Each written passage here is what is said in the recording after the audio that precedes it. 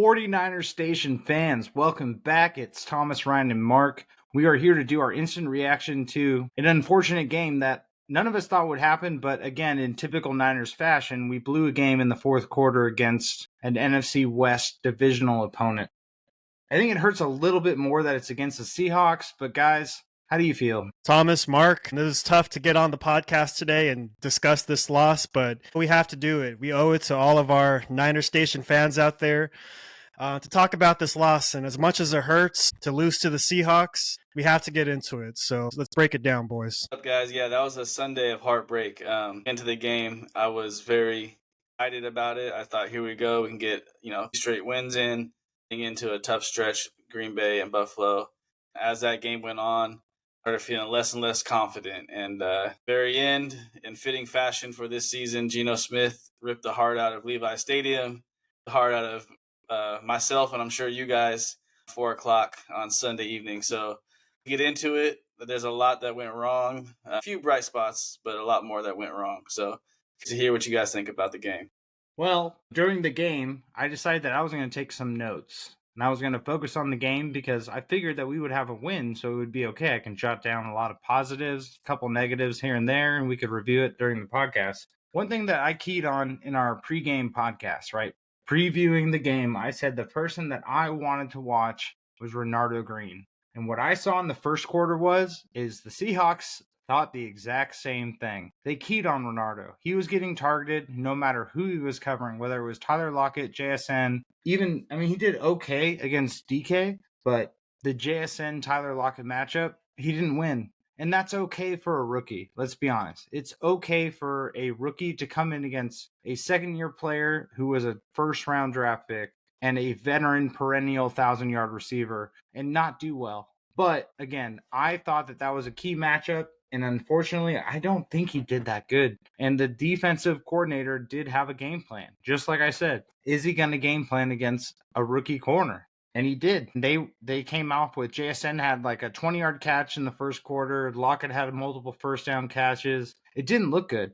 The other thing that I saw in the beginning of the game was another thing that we keyed on was Brock Purdy going to be able to be Brock Purdy? And Brock Purdy had to rush. Brock Purdy had to take the ball into his hands without George Kittle. Deebo Samuels isn't getting any separation. And Brock Purdy had to take the game into his hands and rush for a touchdown, which for me, as a Brock Purdy fantasy owner, was awesome.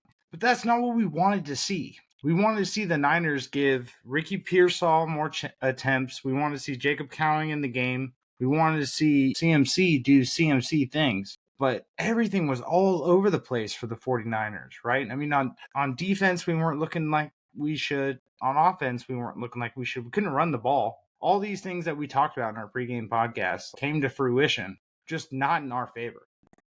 You mentioned Brock Purdy helping you in fantasy, but for me, I was really looking for Christian McCaffrey, even to save me this week from a fantasy perspective. Not to say that he did bad, but it wasn't that CMC type of game that we were used to last year, right? He still hasn't scored that touchdown. He had a productive game. He rushed 19 times for 79 yards, 4 of 5 targets for 27 yards. But to me, it looked like he's not quite all there yet. And I'm really hoping that 2 games in, heading into this third game against the Packers, I'm hoping he could show a little bit more juice. I think CMC's still adjusting and he's still getting his feet underneath him. So I'm really hoping moving forward that he can be that X factor for us because we need anything to help at this point. I like what both of you guys are saying.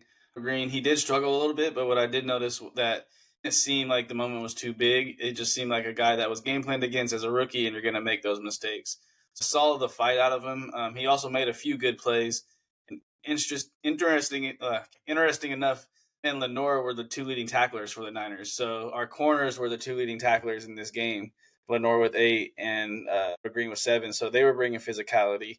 He did struggle against 2 really good receivers. And offensively as a whole, you talked about not spreading the ball around.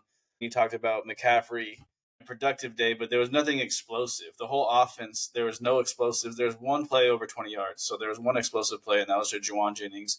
Again, his remarkable game against a divisional opponent, and we still lose. He did a very similar thing against the Rams, but more of an impact, right? we still find a way to lose that game. So there's a guy that has shown up in 49ers losses that the offense is struggling because Kyle Shanahan is predictable and he's not putting guys in position to be successful. He's continuing to run Debo Samuel backfield or on jet motions when Debo Samuel, I love the guy, but he is a step. He's not the same guy. Just throwing the ball as receiver, he cannot be effective out of the backfield. Our receivers can't get separation, so put McCaffrey receiver, let him run some routes, and get Mason and Grindo rotating in at running back. Need creativity, and I don't know about you guys. This is the last time you've seen a creative play that made you say, "Wow, Shanahan's in his bag." I think a play similar to what they did last year in Seattle, where they pumped one way, pumped the other way, and then hit Kittle down the middle, and you're like, "What a play call!" I don't remember a play like that in the last 4 to 5 weeks. What are you guys seeing? Because that's the reason why we can't be successful on offense. Oh, I fully agree. Our offense is bland. I mean, it's predictable, just like you said. And the thing is if Kittle goes down, Kittle doesn't play on Sunday. All of a sudden, the entire playbook goes back to the basics. I mean, I was calling the plays, watching it from my living room. I could only imagine what their defensive coordinator was doing, who's an NFL coach. There's nothing creative about what we're doing. There's no play action. Wow, that was a really good play call. It seems like we're just kind of running a basic offense. And if we lose players like Ayuk and we lose players like Kittle, if this is the offense that we're going to have to proceed with for the rest of the season, we're going to be in trouble. I mean, Kittle should be back in a week or two. But I mean, Juwan Jennings is literally carrying our offense. If you remove Juwan Jennings from the offense, we don't have first downs. I mean, we're not moving the ball. We're doing the same predictable running plays to CMC, who is still not back to regular CMC. And like you said, I fully agree. A wrinkle that we should add next week and moving forward would be CMC in the slot, because he can create separation. Ricky Pearsall had 2 targets, no yards, 0 fantasy points. I started him at flex, and it was a terrible decision.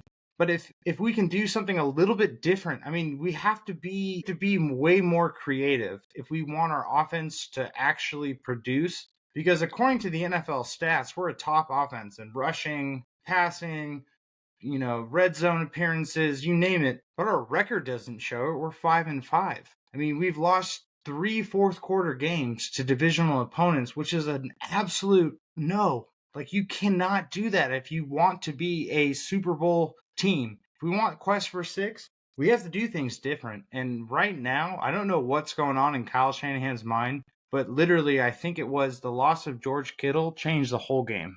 It's crazy that we're even having these conversations on a weekly basis, it seems like. Last week we were talking about Kyle Shanahan, maybe the tempo was a little slow. And this week we're talking about the lack of creativity, whether that be from personnel dictating that or what have you. But there's a big argument too. It's Kyle Shanahan, you don't have George Kittle, but you still have Christian McCaffrey, Debo Samuel, Trent Williams, Brock Purdy. You still have a good roster to work with. So what's going on? And you look around Ninerland this week following the loss, it's pretty hot for Kyle Shanahan right now, and deservedly so. But I think something that we all have to remember, guys, is prior to Kyle Shanahan, we weren't seeing the success like we are now. So just want to remember to keep it all in perspective and remember that, hey, we are the Niner faithful and we still have a lot of season left to play. We can still turn this around. The whole conversation this week has been does he need to be fired? We said Ben Johnson, bring in this so-and-so. You're right, Ryan. We need to remember that there were a lot worse times before what we're going through right now. Kyle Shanahan took over the worst teams in the league. Flipped them from that to Super Bowl appearance in 2 years. Kyle Shanahan knows what he's doing. He's in a little bit of a funk. Guys also just aren't the same players. So I feel like he's buying on guys like Debo and McCaffrey, Trent. He's getting old. A lot of these guys are getting older. You still want to use them how you used them in the past. It's hard to go away from that. So Shanahan is definitely the guy. I don't think he should be fired. I disagree with the people out there saying that. Needs to be someone on the coaching staff that kind of lets him figure out a way to become creative if he can't do it himself. And that's what needs to be. That's what needs to happen. He's a great coach. He's won a lot of big games. They're just not playing up to the standard right now. Yeah, I feel like accountability always falls on the head coach, right? I mean, or the GM. John Lynch has established one of the best rosters in the NFL. It's not going to be John Lynch. So right now it's Kyle Shanahan. Kyle Shanahan gets the blame for our record, for what's going on, what's happened, and he's the one that's calling the plays on offense. So people look at Kyle Shanahan, and again, I don't think the grass is not greener away from Kyle Shanahan. I think that Good question when it comes to accountability. You said it's on Kyle Shanahan. I saw a video today of Richard Sherman on a podcast saying he would close the doors and there'd be a players only meeting. He was saying they need to play like the rent is due because they're not answering the bell. And the Niners, their offense in this last game had 9 penalties and 7 of them were offense, or 7 penalties and 5 of them were on offense. Most of those penalties were plus territory where they were already in field goal range or right on the door of it, and then they knock it back to out of field goal range. There was 2 times I specifically remember they got offensive holding calls on 3rd and 1, turned the 3rd and 1 into a 3rd and 11, and they didn't convert. So accountability on the players because they're not executing, or is it on Kyle Shanahan? Because I think it's a combination of both. Yeah, I've heard both sides of the camp today. People saying it's the players own the accountability versus the other half putting it on Kyle Shanahan. And I guess I also have another question I'm thinking out loud right now is, remember when we had Mike McDaniel? He was helping as our running game coordinator, right? Do you think maybe we need to go back to something like that where Kyle Shanahan just needs some sort of assistance on the offense because maybe he is taking on too much? It's a combination of all three, right? I mean, at the end of the day, the players are on the field, the players are playing the game. I mean, the coaches don't coach penalties. They're not asking to get a disadvantage. But from a public perspective, everything falls on Kyle Shanahan. And that's where I was going with that is the accountability ends up right now from a public perspective on Kyle Shanahan. You can tell from the media. I mean, I don't want to waste too much time talking about it, but it is falling on him. And it's kind of unfortunate because exactly what you guys said, I think people are forgetting that the reason why we have players like Nick Bosa, Brandon Ayuk, all these like first round, higher first round picks, top 1 through 15, top 1 through 20 picks, is because we had bad coaching and bad records and bad season. The reason why we have guys like Ricky Pearsall is because we were in the Super Bowl. Like, you don't get a new Nick Bosa if you're in the Super Bowl. And that's what's kind of going on, right? You have to combine that with the offensive, like Richard Sherman, exactly what you said, Mark, in that podcast, when you said we're going to close the doors and talk players only and say, hey, who wants to pay the rent? That's what needs to actually happen. And I don't know who's going to do that. I have a feeling it's Brock Purdy because Brock Purdy is trying to get the bag. Brock Purdy is trying to create a legacy. Brock Purdy is Mr. Irrelevant. People forget that. You want to talk about a guy with a chip on his shoulder? It's Mr. Irrelevant. You want to talk about a guy with a commanding presence? It's Brock Purdy. Who do you think? The highest paid cornerback on the 49ers, Diamador Lenore. I think he's a guy that grew up under Richard Sherman and on this team, I'm pretty sure. Played at least a year under him, learned from him. He calls himself the hyena. He's not scared to make his voice heard. So I would love for a defensive guy because the defense has, the offense has been perfect, but the defense has lost more games than the offense. So love for Diamador Lenore to initiate this players only meeting because I could imagine he'd bring an intensity to that meeting too. I think for me, some of the guys who've been there a long time, like a Debo Samuel, who's crucial to the offense, been there from the very beginning, even since training camp this year. He's a true leader on the team, and I think a lot of guys respect him. People respond to him, so we need to hear from all directions, defense, offense. I was originally going to say Fred Warner, but we hear him all the time, so I kind of feel bad, and other guys need to help out Fred because he gives it his all week to week. I mean, there's no doubting All-Pro Fred is having an All-Pro year. I mean, no matter how this shakes out, he's probably going to be a first-team All-Pro middle linebacker. But you're right. I mean, there has to be a new voice or someone that's there, kind of like, for our football fans, like a Friday Night Lights halftime speech where the guy that plays defensive end comes out and he's like, hey, we've all done 2-a-days. They did 2-a-days. We did 2-a-days in 110-degree heat. Go out and hit the ref. That's really what we need, like, someone to do. And actually, who I think might be the most impactful would be Jawan Jennings. I just don't know what kind of vocal person he is because his production on the field I mean, he was a 7th-round pick out of Tennessee, ran a 4.7, 4.6 40. No one thought that he would be doing what he's doing in the NFL. I mean, that's the reason why he was drafted so late. If everyone thought he was that good, I know that his stats, he was like top 10 in Yak coming out of college. But no one thought that Jawan Jennings would be throwing 200-yard games, 100-yard games, 80-yard games. I mean, not even an 80-yard game, right? But Jawan Jennings, if he decides to have that moment and just be that impactful speaker, I think that we could see a cultural change in the locker room that'll overshadow what Kyle Shanahan has fumbled in the fourth quarter and what our special teams has kind of fumbled in a sense. If you think about it, we just need that person to remind people why we're here. We're here to win a Super Bowl. We're not here to get a paycheck. If you're just here to get a paycheck, like Richard Sherman said, go home. I mean, that's it. It comes down to that. I need to see someone do that Friday Night Lights halftime speech. Like inside, I don't need to actually see it. I just need it to happen so we can see the production on the field. Man, Jawan Jennings, what an impact and such a good choice. Like, he's been playing his heart out recently. And if anyone else is just trying to go home and start planning their vacations, like Richard Sherman said, they're going to have to respond to guys like Jawan, just giving his heart out every single week. I think one of those guys could do it, and it's something that needs to be done. We're all like, just look uninspired. I know the Seahawks are coming off a bye. It just doesn't look like the same 49ers we've seen the past years.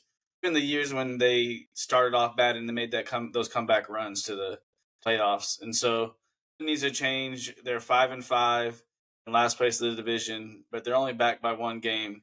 Need to go 5-2 down the stretch, in my opinion, to even have a shot. And so I'm excited to move on past this game and talk about what you guys think this next week coming up is going to be in the next pod, and what the rest of the season looks like, because I don't really know if there's much more input I have on the 49ers from the Seahawks game. Just a very disappointing game overall. I don't Just want to pain. recap anymore. It's pain. Yeah. Exactly what Ryan said.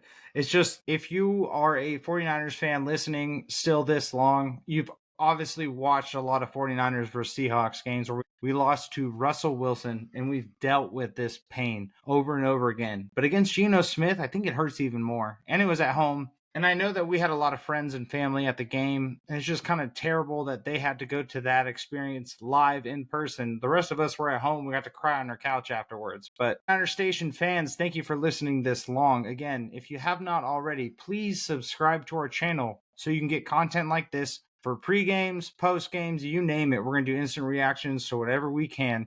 But thank you again for being a fan of the station and listening this long. With that, guys, bang, bang. Niner Bang. gang.